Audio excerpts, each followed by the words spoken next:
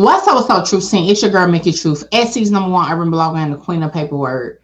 And boy, I have been getting inboxes after inboxes after inboxes in regards to the situation with Tee Grizzley, an alleged affiliate of 600 out of Chicago named Wu Thing, all mixed in with the murder of his aunt. And I'm like, oh, wow.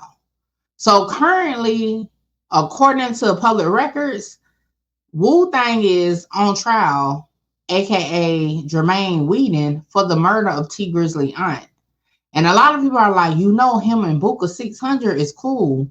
And they all part of this group. He said it's on them. And I'm like, well, hold on. How did we get there? And they said, well, Seti Nash. Flacco said it came out in court. And I'm like, well, hold on. We got to get into it. So let's get started. We had Mickey Truth. Who is this? You got Mickey Truth kicked out. Shout out Mickey. Let's get one thing clear. This your girl, Mickey Truth.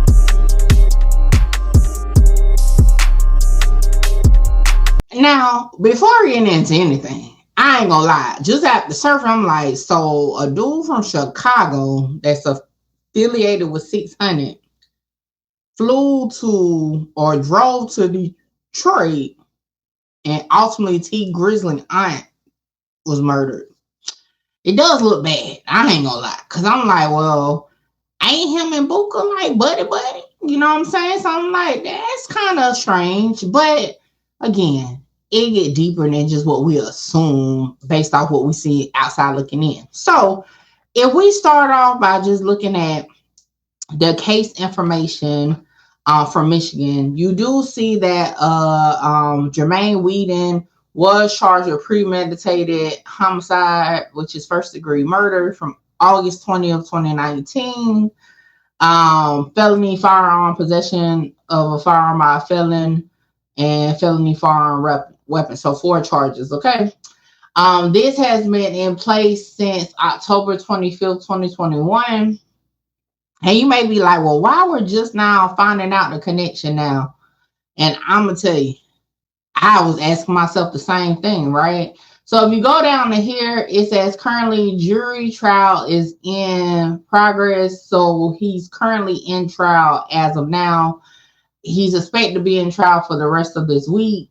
So I say all that to say, if Seti or Flacco is saying what happened in trial, we all know transcripts are not readily available for trial. So to say reference to transcripts, that just means at some point down the line, if y'all are still thinking about it, y'all can go review the transcripts. We already know how that goes. My thing is, who is the source that's in trial that's providing you the details of what's being said, right? Because maybe y'all should bring them on, because that's the only way we're going to know what's being said.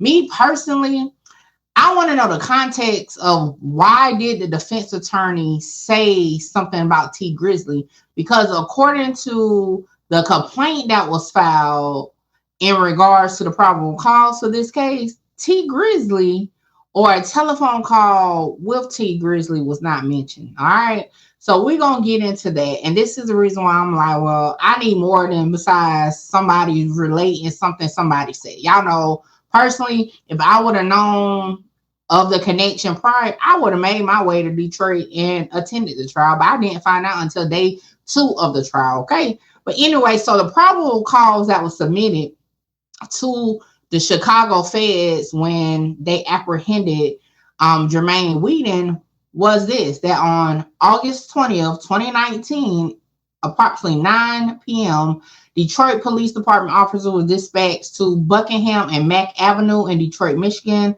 for a report of a shooting. When officers arrived at the scene, they observed a black Chrysler 300 sedan parked on the corner, and the driver was pulling a female victim from the rear passenger side of the vehicle. The female victim had sustained multiple gunshot wounds. She was transported to a hospital where she was pronounced dead. According to the driver, he had been inside the car at a nearby location when an unknown black male opened the left side rear passenger door of the car and fired multiple shots into the rear passenger area where the female victim was sitting. The driver then drove the car away, called 911, and pulled over at a gas station close by. So we're going to pause right there. Let's talk about that. And if you just read it, you're like, well, dang, how did he know she was right there? What was the play? Where was Tee Grizzley? Well, we're going to take a listen to Tee Grizzley's interview from about 5 years ago or so, or close to the time that this happened. And we're going to see, is there any loopholes, any holes in this story compared to what the probable cause affidavit said? Let's get into it. We was at the studio with Guapo and Jay Swan or whatever. And I'm going to my cousin's house, my older cousin. Mm-hmm. He was real close with my pops, just like my pops' brother. Mm-hmm. And I always try to, you know what I'm saying, show him some love because that's another wound we really ain't healed from. Okay. You know what I'm saying? So I went over there and I was telling her, like, come in the house. And she like, no, I don't want to go in. I'm begging her to come in the house. Mm-hmm. You know what I'm saying? Like, certain areas, you just got to move right. Right. You know what I'm saying? It ain't about where you at. I could go anywhere I want to. Right. But I got to move right. Right. You know what I'm saying? So if I'm moving right, can't nothing happen to me. So I'm telling her to come in the house. She like, no. Because JB was kind of like funny acting about dirty houses. Okay. And stuff like that. The house wasn't even dirty, but to her, she just a clean, real clean person. Okay. It's like, no, I don't want to go in them people's house. I don't want to sit on their furniture and all that stuff. I'm like, all right, I'll be right back. So I'm knocking on the door. My people's taking so long to come to the door. You know what I'm saying? Mm-hmm. And they finally come to the door. As soon as I see her, as soon as I see my auntie, mm-hmm. She about to open the door. I just hear a whole bunch of shots going off. You know what I'm saying? Behind me, I hear a whole bunch of shots going off. So I get down because I'm thinking they about to come to the side and start, you know what I'm saying, shooting at me, and I ain't got nothing on me at the time. Mm-hmm. My cousin ran out with a gun. I'm like, perfect. So we ran out on the street. When we ran out, my driver was gone with no cars out there. I'm like, She was in the. So what was the vehicle? She was in the car, like yeah, she was driving on the street. She was in the car. Okay. She was in the car on the street. So my cousin ran out with the gun or whatever, and we ran out in the front to see what's going on and to, if somebody up on us, we gonna get them off us. So once we got outside, once we got in the front where they was at, my driver gone. There's no cars out here. Mm-hmm. Okay, wait. Let me ask you. So, was you had to enter to the back door or something? Yeah, I was. Okay. Side door. Okay. I get you. Okay. But basically, I don't even know what's going on at this point. Okay. So we in the front. I look in the street. I don't see no glass in the street. So I'm like, oh, they straight. You know what I'm saying? That's probably some. I didn't even think this had nothing to do with us. Okay. You feel me? Right. But my cousin still came out there with the gun though. Mm-hmm. So I was cool with going out there. I'm like, I ain't see no glass in the street. I'm thinking they heard some shots and pulled off. Okay. So now I'm mad now. Like, y'all heard them shots, why would y'all leave me over here? Right. You feel me? You could at least call me and told me, like, it's too much going on over here. Come on, we gone. You know what I'm saying? Then my driver ended up calling me, like, and told me what happened. So basically.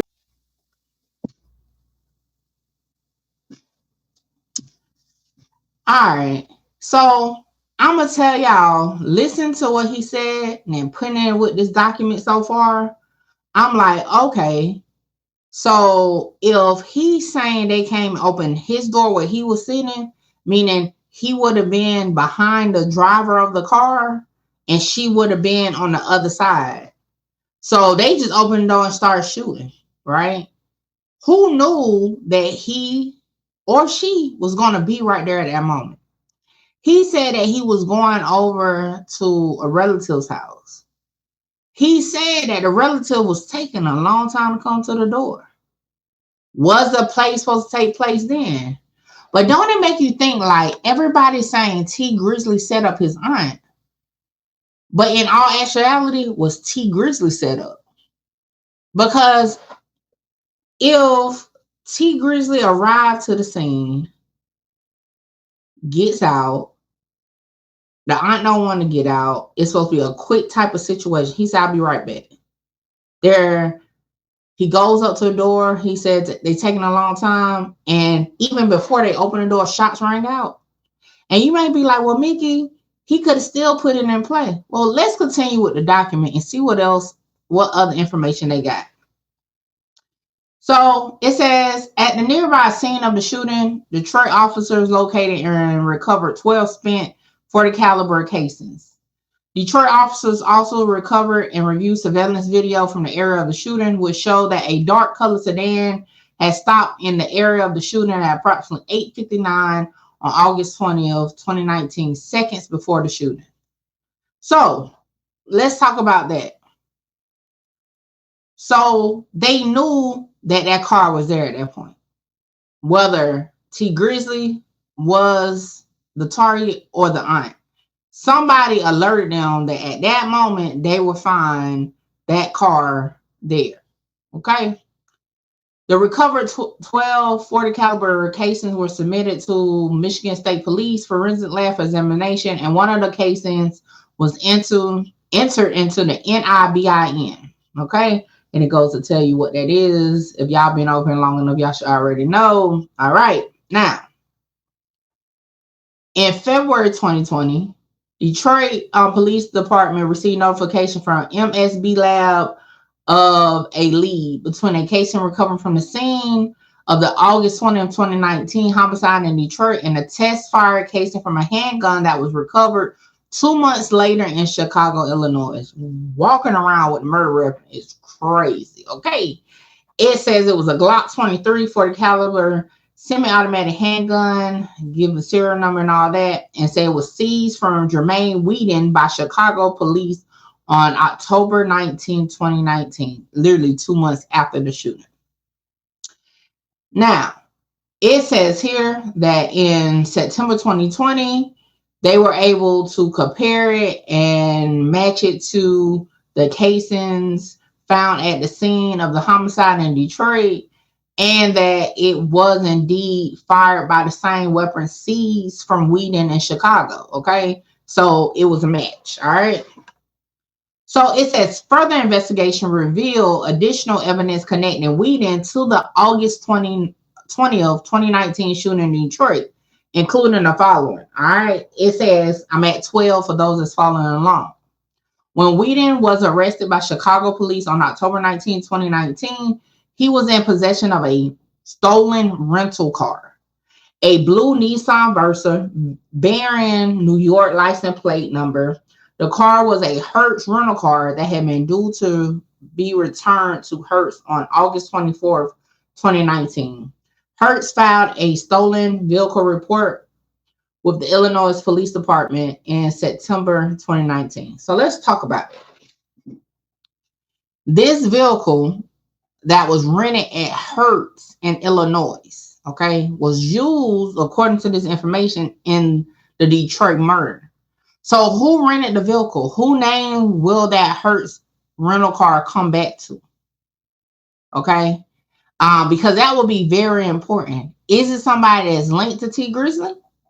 Is it somebody that's linked to somebody else that may have had it out for Tee Grizzley? You got to look at it. At this point, we don't know which way, because the evidence is showing it could be one of two. That either Tee Grizzley was indeed a part of it, or somebody else was set out to get rid of Tee Grizzley. Okay. Now, it says the appearance of this blue Nissan Versa is consistent with the appearance of the dark color sedan capture of surveillance video near the August 20th, 2019 homicide scene around the time of the shooting. Okay. And it also says that they were able to find in a license plate reader that cameras around the date of August 20, 2019, that the blue stolen Nissan Versa New York license plate was seen. Okay. And it shows here that an LPR in New Buffalo, Michigan captured a car traveling eastbound on I-94 on August 19, 2019 at 6:34 p.m., a day prior to the Detroit homicide. New Buffalo is just across the Michigan border from Indiana in the southwestern part of Michigan. So the shooter was on their way the day before.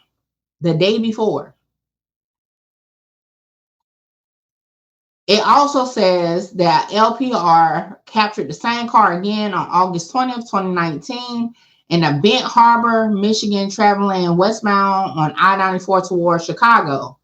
The LPR captured the license plate at 11:31 p.m., which is approximately 2.5 hours after the homicide occurred. So they came in the day before to do this homicide, right? And left right after the homicide going back to Chicago. It says that they determined that Whedon was on probation at the time of the August 20th, 2019 homicide and at the time of his subsequent October 19, 2019 arrest. Information provided by Illinois Department of Correction. Probation revealed that Whedon used telephone number blank to check in with probation on numerous occasions in 2019. So, in March 2020, they obtained a search warrant to obtain the records from AT&T, okay, for this phone number that they say belongs to Whedon, aka Wu Thing, right? Now, for this, the records reflect, okay, that from May 31st, 2019 to February 25th, 2020. A review revealed that the cell phone number traveled to Michigan from the area of Chicago on August 19, 2019, the day before the homicide, connected to cell towers around the geographical area of the crime scene around the reported time of the homicide. Now, and then immediately traveled back to Chicago after the homicide. Now, they also go into more detail, saying that on August 19, again, approximately 6:34, they were near New Buffalo in the Michigan area. August 20th, the night of the murder, the phone connected to a cell tower located less than a half a mile from the shooting scene in Detroit, multiple times over approximately a 2-hour period, starting around 7 p.m., continuing until 8:56 p.m., which is minutes before the shooting occurred. This is my thing. If Tee Grizzley set it up, they were literally at a studio beforehand. It would have been easier, right? Things always happen at the studio. Have somebody do it on your way out the door. But to have somebody sit around a location for 2 hours made me feel like they wasn't sure when the target was going to come. They knew the target would come, but they wasn't sure exactly when. That's interesting to me. That stands out to me.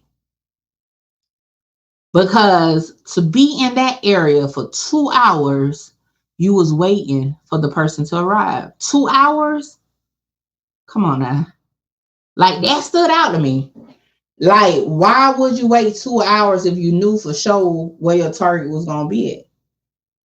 For someone to wait 2 hours, you wasn't sure when they was going to come. You knew they was coming. You just didn't know when.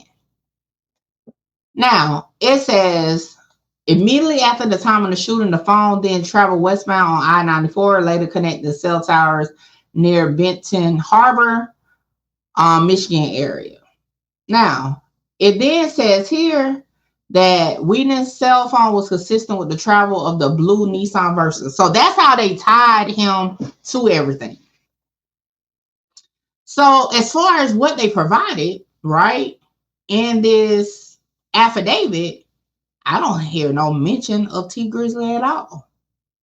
So to now put out information that the defense is calling Tee Grizzley's name, you got to ask yourself, it got to be some type of context that's missing. Because why would the alleged shooter, okay, that's on trial for this murder, say that Tee Grizzley put the hit out? You're literally trying to clear yourself of being the shooter. And without being in the courtroom, I'm like, well, it had to be a narrative twist. It had to be a defense, like, way of pushing off on somebody else. I'm not taking it as boom. That's like it. Being that the defense put it out, come on, you got this man is on trial for the murder. Why would he willingly say Tee Grizzley put hit out at his trial? Now, if he played out, that would have been different, okay? But it just don't make sense to me.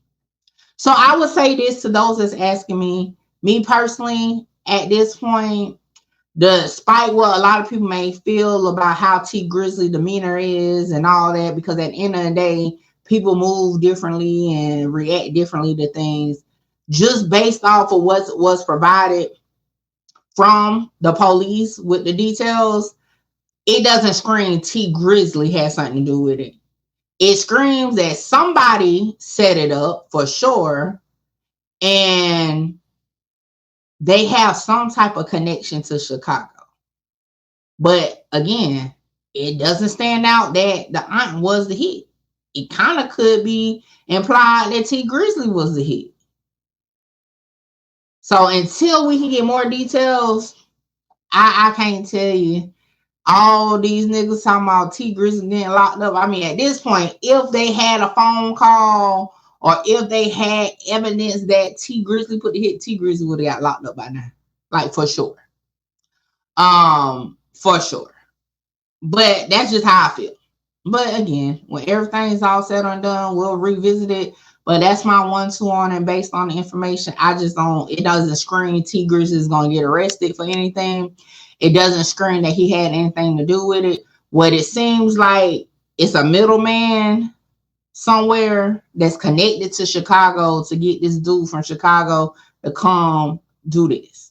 Because at the end of the day, according to his transcript from his bond hearing for the feds, he's not that brave at all. And he talks a lot. So, I don't know. That's just how I feel about it. Hey, y'all get in the comment, let me know what y'all think. Do y'all see where I'm coming from? Or y'all like, nah, Mickey, you far from it. Tee Grizzley did it. Get in the comments. And as I'm leaving this, I'm going to play Tee Grizzley responding to all the narratives getting put out online. Check it out. I'm trying to clear no shit up because it is what it is. As far as like, you know, I ain't about to be. Certain shit you can't entertain, bro. Especially when it's absolutely nonsense. You see what I'm saying?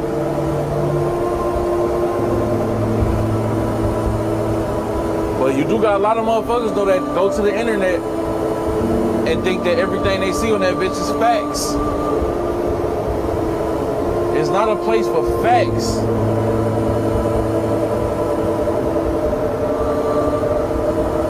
You can see some shit dead in your face, chat. That's not true. So you think you can't be fooled by the fucking internet, bro?